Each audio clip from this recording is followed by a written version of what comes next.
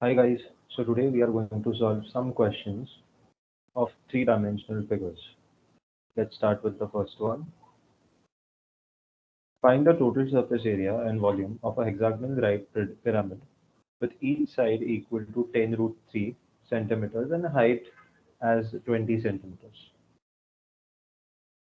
Now this is a hexagonal right pyramid. Now hexagonal right pyramid means the base looks like a hexagon. If the base looks like a hexagon, we know one property of hexagon, that it forms six equilateral triangles inside it if we join the midpoints. Now the base is 10 root 3, the height is 20. We know the formula of volume, that is 1 by 3 into area of base into height. Now to get the area of base, we can easily apply the formula of area of right angle triangle, because as I said earlier, there are six right angle triangles forming. So area of base would be 6 into root 3 by 4 into side square. We have the value of side, that is 10 root 3. So after putting all these things in the formula, we will get 1 by 3 into 6 into root 3 by 4 into 10 root 3 the whole square into 20. After solving this, we will get the answer as 3000 root 3 centimeters cube. Now we need to find the flat surface area. So flat surface area is just going to be the area of base, that is area of the hexagon. So we could just apply the formula of area of an equilateral triangle and do into 6 to it. So 6 into root 3 by 4 into 10 root 3 the whole square. Solving this will give us the area as 450 root 3 centimeter square. Lateral surface area is semi-perimeter of the base into slant height. So over here we have the perimeter of the base. So it is going to be 6 into 10 root 3. As we have to find the semi-perimeter, so it is going to be 6 into 10 root 3 divided by 2. We just need to figure out the slant height. So we will consider this triangle. Also, there is an equilateral triangle forming. So this would be the slant height, that is L, and the base would be height of an equilateral triangle. So over here, the red dotted line is an equilateral triangle, black dotted line is height of an equilateral triangle. Why do we do this? Because we have a formula to find out height of an equilateral triangle. So first we'll find height of an equilateral triangle by using the formula, which is 10, which is root 3 by 2 into side. We have the side is 10 root 3. So solving this will give us the answer as 15. And now the base is 15. By applying Pythagoras theorem, we can find out slant height just by using Pythagoras triplet. So it's 20, 15, and the value has to be 25. So slant height is 25. Solving this will give us the answer as 750 root 3 centimeter. Now the total surface area would be addition of flat surface area and lateral surface area. That is 1200 root 3 centimeters square. So option 1 is the correct answer. Moving to the next question. A room has the dimensions 30 centimeters into 10 centimeters into 20 centimeters, and ant wants to go from one vertex of this cuboid to its opposite vertex. What is the shortest distance it would travel? So this is a cuboidal room that we have, as the dimensions are 10 into 20 into 30. Now, the two dots is the distance that we have to calculate. It is basically called as the body diagonal. So, if there is a fly, the fly can fly from one point to the other directly. Hence, it is very easy to calculate the distance traveled by the fly. It's just by using the formula of body diagonal. So body diagonal's formula is under the root L square plus B square plus H square. Length is 10, breadth is 20, height is 30. So just by putting in the values and calculating, we'll get the answer as 14 centimeters. Moving to the next scenario, it's an ant. Now, an ant cannot fly, so it will travel through walls. Also, over here there would be possibilities as there's no particular way for an ant to go from one point to other. Hence, this would be the part one. That is, ant would travel to the base of the right side and then it will travel up, then it will climb the wall. So over here, if you observe, there is no particular figure of this blue line. So we need to do some construction. So what we'll do is, let's open up the right side of this cuboid in this manner. If we open this up, it looks like a right angle triangle. As it looks like a right angle triangle, we also have the values of the height and the base, and we just need to find out the value of hypotenuse. By putting in the formula, we can find out that it is going to be under the root 1800 centimeters. Second part would be the ant travels to the opposite side and then it climbs up on that side. Then it climbs up in this way. So what we'll do is we'll open up the opposite side now and again apply the same concept. That is, by using Pythagoras theorem, we'll get the answer as square root of 2000 centimeters. There's one more part, that is part 3. So for part 3, an ant will travel from the same side as it was and then it will go to the opposite side. Let's look at it once again. So ant starts traveling from the same side as it is and then climbs upon the right side to reach the point. So in this, we will open the right side towards us. That is, we will open it in this way. And again, it forms a right angle triangle. So we'll make use of Pythagoras theorem. That will give us the value as square root of 2600. Out of these three values, we have to find out the shortest path. So shortest path is going to be square root of 1800 centimeter. And so option 1 is the final answer. Moving to the next question. Find the volume and the total surface area of the frustum of a cone with base radius 90 centimeters, top radius 30 centimeters, and height 80 centimeters. There's no specific formula of frustum of a cone, so we'll have to do some type of construction over here. So what we'll do is, let us assume it as a cone only. Before that, let's substitute all the values. So the top radius is 30, base radius is 90, and the height is 80. Now, let's construct a cone over here. So what we'll do is, we will simply find out two values. That is, all the values of the shorter cone. Shorter cone has base as 30, and all the values of the bigger cone. Bigger cone has base as 90, and we will simply subtract shorter cone from the bigger cone. Now, we need to find out the height first, height of the shorter cone. So, these two triangles are similar triangles. So, we'll make use of similar triangles property to find out the height. After solving this, we'll get the height as 40 centimeters. Hence, height of the shorter cone is 40 centimeters. Now, as we have the height, we can find out the volume. So volume of frustum is volume of bigger cone minus volume of smaller cone. Volume of bigger cone with base radius 90.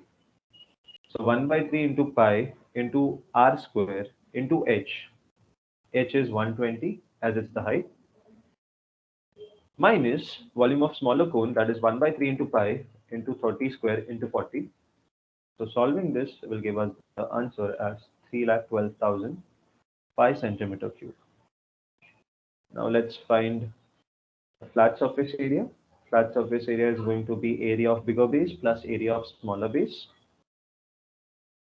So pi into 90 square plus pi into 30 square. Solving this will give us the value as 9000 pi centimeter square. Also, we have to find the lateral surface area. So LSA of a bigger cone of the bigger cone minus LSA of the smaller cone. So to find out lateral surface area, we need to find out the slant height first. When we consider the bigger triangle, we can easily find out the slant height by using Pythagoras triplet. So 120, 90, 150 is going to be the slant height of the bigger part. So pi into 90 into L is 150 minus 40, 30, and 50 is the other triplet. Hence it is going to be 50. So pi into 30 into 50, that will give us the answer as 12,000 pi centimeter square. Now we have to find out the total surface area. So we'll add both these areas and we'll get the answer as 21,000 pi centimeter square. Hence option 1 is the answer. Moving to the next question. Find the volume, capacity and the total surface area of a spherical shell with internal diameter of 30 centimeters and thickness of 3 centimeters. Shell is the outer covering of something. So over here there are two circles obviously. First circle is with radius 15, second circle is with radius 33. Now to find out the volume, we will simply find out volume of the outer sphere and we'll subtract volume of the inner sphere from it. Volume of the outer sphere is 4 by 3 into pi into 18 cube. Volume of the inner sphere will be 4 by 3 into pi into 15 cube. Solving these two things will give us the answer as 3276 pi centimeter cube. Now, we need to find the capacity. Capacity is amount of matter that the vessel can hold. Now, the outer sphere is just a shell. As it's a shell, we'll just have to calculate volume of the inner sphere, as you can see on the screen. So they have filled up the inner sphere with the water. So capacity will be 4 by 3 into pi into 15 cube. That is 4,500 pi cube, centimeter cube. Now we need to find out the surface area also. Surface area is the area of exposed surface. So we'll simply find out the surface area of the outer sphere only and not of the inner sphere because we can't see through the shell. So surface area is equal to 4 pi into 18 square, that is 1296 pi centimeter square is the answer. So option 3 is the answer to this question. Moving to the next question. If the ratio of the surface area of two cubes is 49 is to 100, find the ratio of their volumes. We know two properties. Now there are two cubes. The cubes are similar. The cubes are of same shape. They may or may not be of same size, but we know that they are of same shape. So we are making use of the concept of figures with similar shapes. Ratio of surface area is 49 is to 100. So we can find out ratio of the sides by just taking square roots of these two. So it's 7 is to 10. And we need to find out the volume. So we'll cube the sides. That will give us 7 cube is to 10 cube. That is 343 is to 1000. So option 1, 343 is to 1000 is the answer. Moving to the next question. There is a right circular cylinder of radius 60 centimeters. It contains water to a height of 36 centimeters. Total height of cylinder is 40 centimeters. A crow dropped marbles inside the cylinder and the radius of each marble was 3 centimeters. How many marbles did the crow drop inside the cylinder if the water level rose to the top of the cylinder? Understand one thing over here. Marbles will be of spherical shape as we have the radius of the marble. So obviously marbles are of spherical shape. This is what we have to consider. Now this is the vessel. The radius is 60 centimeters. Height is 40 centimeters. Water is up till height 36 centimeters. Now marbles of radius 3 centimeters are dropped and the water level thus rose. So how many such marbles have we dropped so that the water level rose to 4? This is what we have to find. So it's basically n is the number of marbles, n into 4 by 3 pi into 3 cube. This is volume of sphere. That is equal to volume of cylinder, which is pi 60 square into 4. After solving this, pi part will get cancelled and we'll get the value of n as 400. This means if we drop 400 marbles, the water level will rise up till brim. Moving to the next question. There is a room of dimensions 20 into 15 into 10. Find the total cost of whitewash of 4 walls at the rate of 3.5 per square meter. Now this is the room. This is a cuboidal room that we have. It has 4 walls. 4 walls means what? The walls which we can see. So basically lateral surface area. Lateral surface area is 2h into L plus B. That is 2 into 10 into 20 plus 15. So that's 700 meters square. The cost would be 700 into 3.5. That's 3.5 is the cost per meter. So that is going to be 2450. The answer is 2450 rupees. That is option 3. Moving to the next question. Consider a right circular cone of base radius 4 centimeters and height 10 centimeters. A cylinder is to be placed inside the cone with one of the flat surface resting on the base of the cone. Find the largest possible total surface area in square centimeters of the cylinder. Now, this is a cone that we have. There's a cylinder inside it. So let us assume the height of the cylinder as h and the radius as r.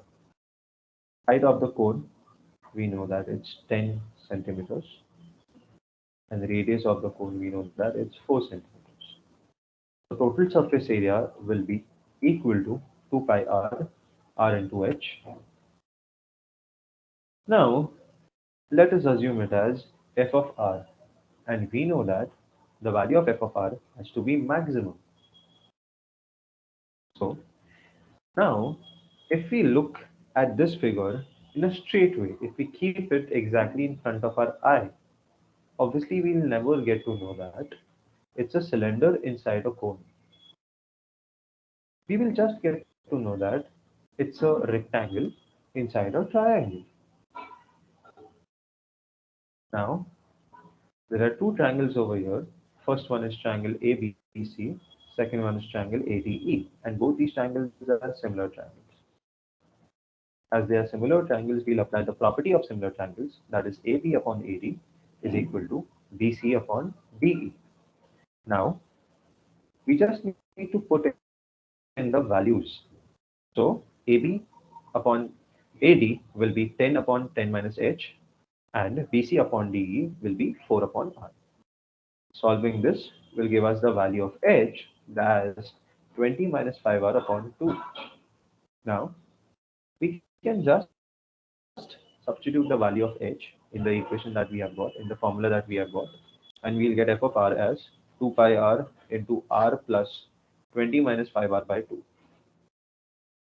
Solving this equation will give us another quadratic equation, that is f of r is equal to 2 pi r square plus 20 pi r minus 5r square. 2 pi r square minus 5 pi r square will be solved further, and we'll get 20 pi r minus 3 pi r square. Now, we need to find out the maximum value of r. So what we'll do is, let us assume it as 0. Let us assume the value of r as, let us assume the value of this function as 0. If we assume the value of this function as 0, we will get the value of r as 10 by 3. We will get the value of r as 10 by 3. Now, if r is equal to 10 by 3, we will simply get the value of h, that is 5 by 3, just by putting in the value in the formula of h, that is 20 minus 5r by 2. So we'll get the value of h as 5 by 3. Now substituting these two values, that is the value of r and the value of h, in the original equation, we'll get the answer as 100 by 3 pi centimeter square. So option 1, 100 by pi, 100 by 3, 100 pi by 3 centimeter square is the answer. Moving to the next question. If the length of diagonal DF, AG and CE of the cube shown in the adjoining figure are equal to the three sides of a triangle, then the radius of the circle circumscribing that triangle will be what? Now, let us assume this as S. So, these are the diagonals that I'm going to join. Now, we know the body diagonals formula. So, it is going to be DF is equal to AG is equal to CF is equal to, applying body diagonal formula. Now, if one side is S, all the other sides are going to be S as it's a cube. So, under the root square plus S square plus S square. That is, I'll take S out and I'll get S root 3 after solving it. Now, in the triangle that will be formed, we can say that all the sides are S root 3. Now, let us assume a point and let us assume two more values, that is capital R and small r. So capital R will be the value, which is the lengthier part. Small r will be the value, which is the shorter part. Now, R is equal to side upon root 3. R is equal to side upon root 3. That is equal to, what is side? Side is basically S root 3. So S root 3 upon root 3. Root 3 will get cancelled and we'll be left with S. Hence we can say that R is equal to S. So we can say that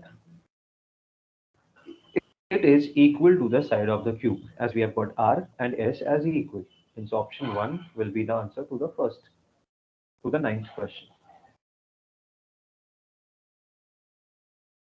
Moving to the next question. What is the vertical spacing in centimeters between two consecutive turns in the figure below given that h is the height of this letter? Now, it depends on the number of spirals. So h is the height that we have. Now, when the value of n is 2, it will divide the height in two equal parts. When the value of n is 3, that is when there are 3 spirals, it will divide the height into 3 equal parts. So, the number of spirals will play an important role over here. The answer will also be dependent on the number of spirals that we have. If n is 2, then it will become h by 2. If n is 3, it will become h by 3. So it's basically h upon n. N is the number of spirals. Hence option 1, h upon n is the answer. Thank you.